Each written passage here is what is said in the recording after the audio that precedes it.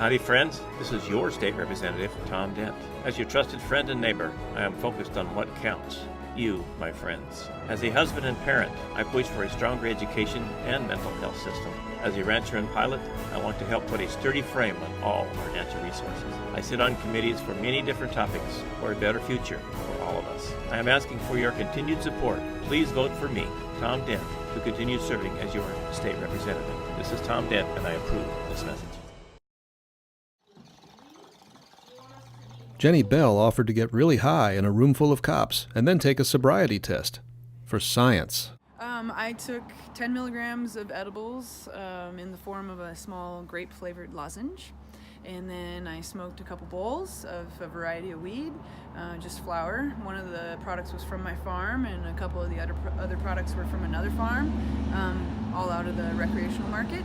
Bell runs Cisco Pancho's cannabis farm near Peshastin, but on Wednesday, she was a test subject. Like a wet lab used by police to test and demonstrate the effects of alcohol on drivers, this Green Lab project wants to do the same for cannabis, now that it's legal to grow and use in the state of Washington. We've had a lot of training throughout the years with alcohol impairment.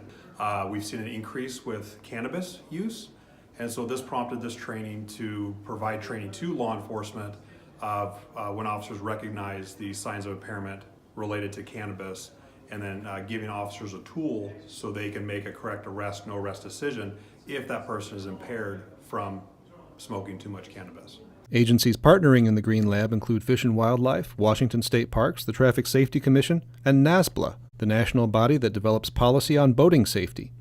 The Central Washington Growers Association, which represents local cannabis farmers, helped coordinate volunteers and conference room space in Leavenworth. It's the third such Green Lab here in 3 years, and it's believed to be the only such study of its kind in the United States. Doctors, courts, and every state in the land agree 0.08% blood content is the legal cutoff for alcohol intoxication. But proving cannabis intoxication has much less science behind it.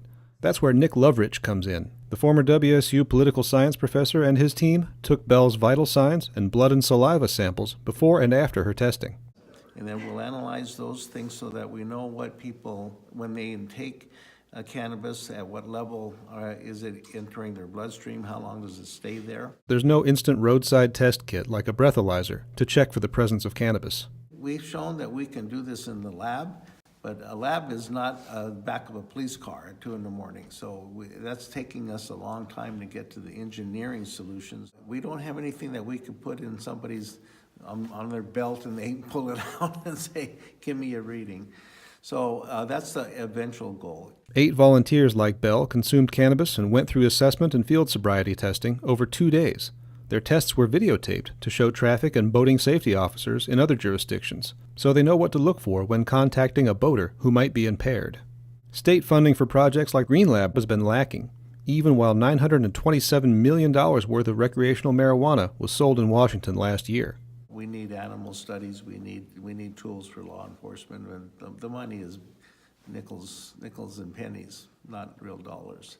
So we do the best we can, small studies like this. Jenny Bell spent about 3 hours as a lab rat for the study. She says she'd encourage others to volunteer as well. I think that the more people that they get to be around and the more people that run through the test, the more they're going to learn, and then the better it'll be for everybody, out in the real world. Jefferson Robbins, iFiber One News.